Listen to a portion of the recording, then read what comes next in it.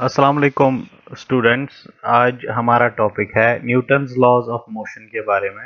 हम फोर्स पढ़ रहे हैं और फोर्स को सबसे पहले अच्छे से साइंटिफिक वे में एक्सप्लेन किया न्यूटन ने, जिसने काफ़ी सारे साइंटिस्ट इससे पहले काम कर चुके थे। जैसे आपने नाम सुना होगा गैलीलियो के बारे में।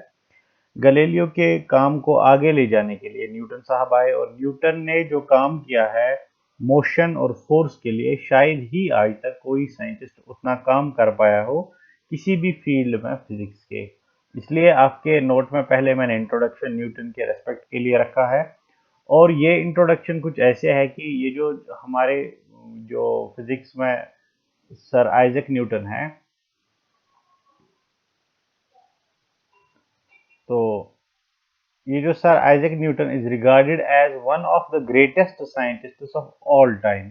यानी कि युस आइजैक न्यूटन यह सिर्फ पन्ने वक्त को उसने बोड़ बार साइंटिस्ट की, बल्कि हमेशा हमेशा खतर याद था ना कि आइजैक न्यूटन हसा बोड़ बार साइंटिस्ट। हिज कंट्रीब्यूशन साइन यम खतर समझन तो सब्जेक्ट खतर इम्पोर्टेंट है कि उसका जो कंट्रीब्यूशन है किसके लिए, for the concept of force and motion.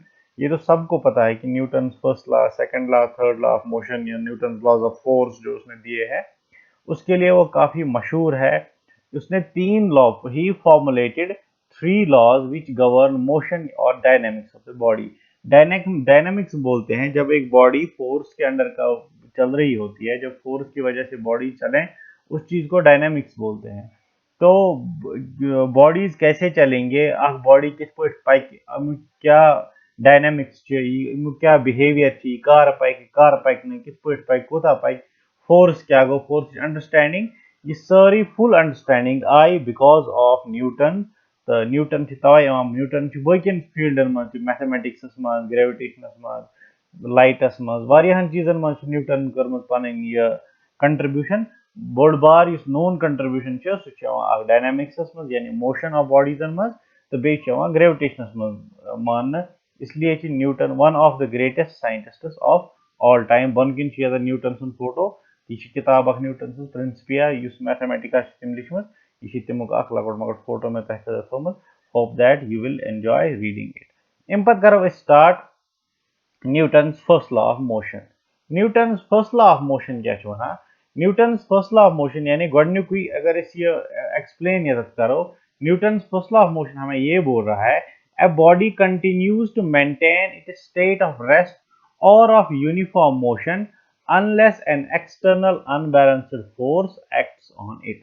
यानी बॉडी बॉडी या तो मोशन में हो सकती है या रेस्ट में हो सकती है। फॉर एग्जाम्पल ये बॉडी 1 है यहाँ पे और ये बॉडी 2 है। मैं यहाँ पे दूसरा कलर सिलेक्ट कर लेता हूँ। बॉडी 1 रेस्ट में है और बॉडी 2 यूनिफॉर्म। यूनिफॉर्म मोशन का याद रखना चाहिए, एक तो कांस्टेंट वेलोसिटी होती है v, कांस्टेंट होती है मतलब स्पीड इसकी कांस्टेंट होती है, और डायरेक्शन भी फिक्स्ड होती है।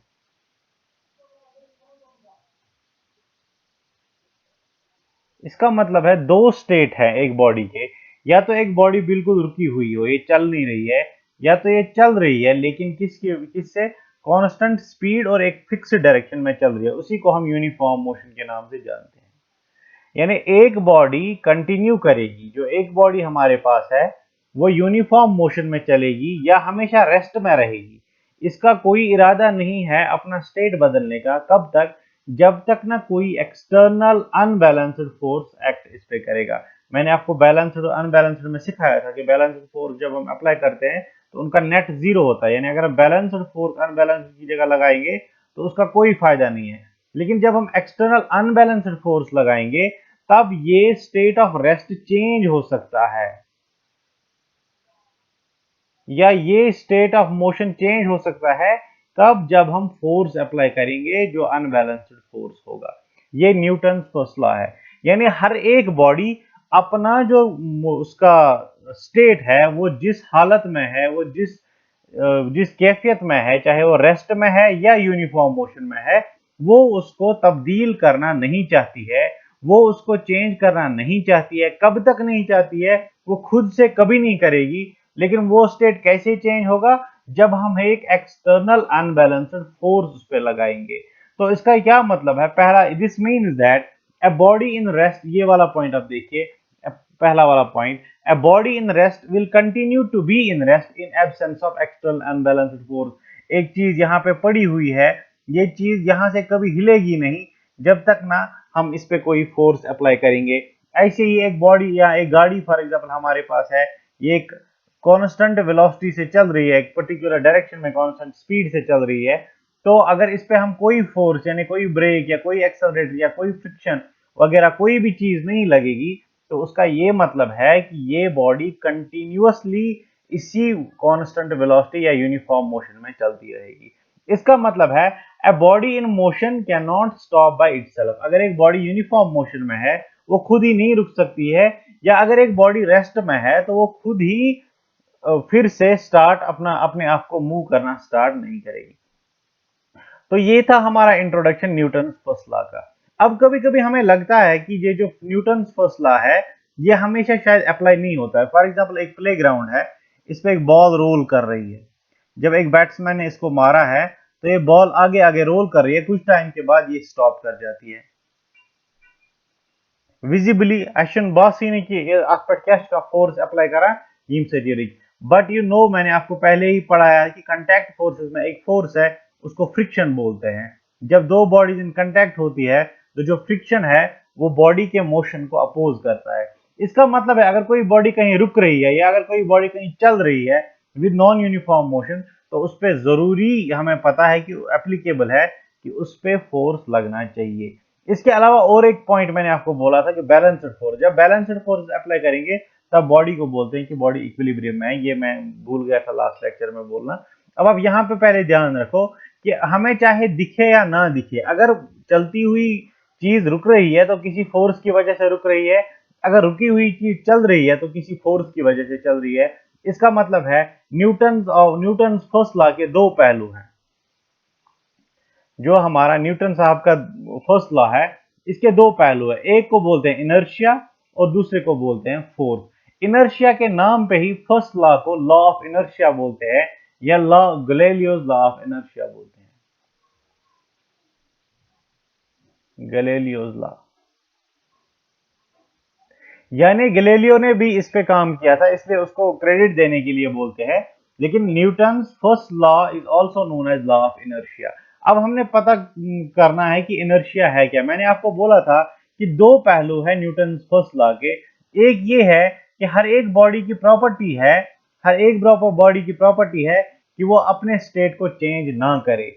ये जो एक बॉडी का आलस है, इस बॉडी हुंदी आलस छ, यह बेसिक अमिच टेंडेंसी छ ये दीन पन स्टेट चेंज करने की, तथ वन इनर्शिया। यानी जो एक बॉडी का जो एक आलस जिसको हम बोलते हैं इंग्लिश में, कश्मीरी में, या इनर्शिया इंग्लिश में बोलते हैं। The property of a body, यहाँ पे आप अंडरलाइन करके लिख लीजिए नोटबुक पे, एक बॉडी की क्या खसलत है, एक बॉडी की क्या प्रॉपर्टी है, to resist any change in state of rest और of uniform motion is called inertia. कि ये हर उस चेंज को जो इसको रेस्ट से मोशन में या मोशन से रेस्ट में लाने की कोशिश करता हो, ये उसका रेजिस्ट करती है, ये उसको नहीं होने देती है। उस आलस का नाम, इस प्रॉपर्टी का नाम इनर्शिया है। और इनर्शिया किस वजह से होती है? जिस बॉडी के पास जितना मास होगा, जिस बॉडी के पास जितना मास होगा उसका उतना ही इनर्शिया होगा।